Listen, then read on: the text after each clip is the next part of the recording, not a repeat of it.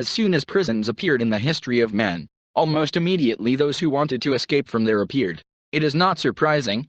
Who wants to sit within four walls, watching the world around them through a small window, live according to a schedule and receive food of dubious quality? At first, attempts to escape from under the vigilant eye of the supervisory authorities were not particularly original. Whoever managed, he ran away. And comments are unnecessary. Over time, when the places of punishment became more carefully guarded, the ways to regain the long-awaited freedom also changed. What only sophistication and cunning did not go prisoners of conscience.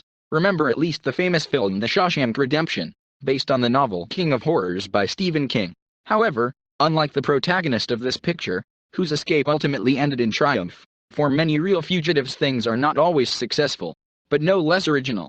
Two residents of New Zealand decided to run away from the courtroom immediately after the verdict was announced. Reagan Reddy, 20, and Tiranara White, 21, were handcuffed to each other, so their decision to escape was initially fraught with a number of difficulties. However, young people at that moment hardly thought about it. They waited for the right moment, pushed the guards aside and rushed to the exit.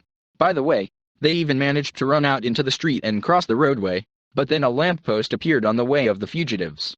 Forgetting about the handcuffs, the young people continued on their way and tried to go around the obstacle, but, each for his own part. The result was not long in coming. The chain from the handcuffs did not allow the fugitives to disperse. They crashed into each other and fell to the ground. Of course, they were detained, and the next day a new court session was held, at which the unfortunate fugitives had their sentences increased. Unlike the New Zealand criminals who were unable to cope with their own bodies, the British robber succeeded in full. During the 2 years spent in prison, he lost more than 20 kilograms and literally leaked through the metal bars of the cell. Of course, they had to be expanded somewhat beforehand, but this did not cost the fugitive much difficulty. Having lost weight, he did not weaken physically at all, and, perhaps, and vice versa, he became more resilient. At least he was strong enough to climb over the high wall with barbed wire and escape outside the prison yard. Whatever one may say, good physical shape decides. And here's another proof of that.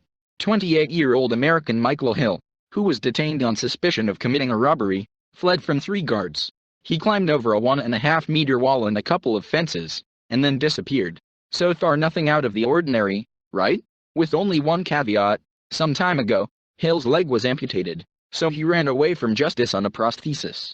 According to eyewitnesses, overweight guards could not catch up with the fugitive. In addition, the fact that he was not handcuffed also played in Hill's favor. It just didn't occur to the guards that a man on crutches could develop such speed. One German drug dealer managed to get out of prison in a box of dirty laundry that was going to be sent to the laundry.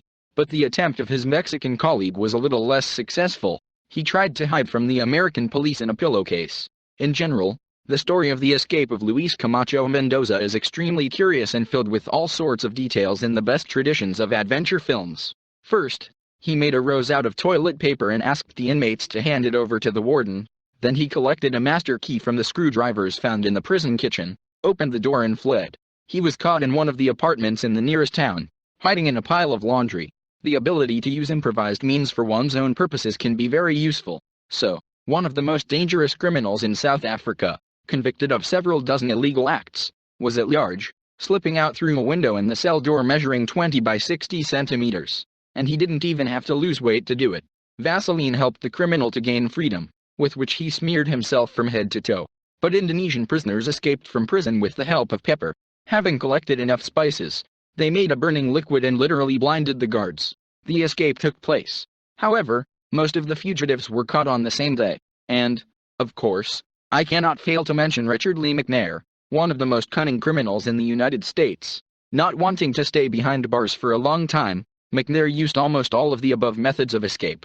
He slipped out of handcuffs, with the help of Vaseline or not, it is not known, changed his appearance beyond recognition, hid in the mail, and so on.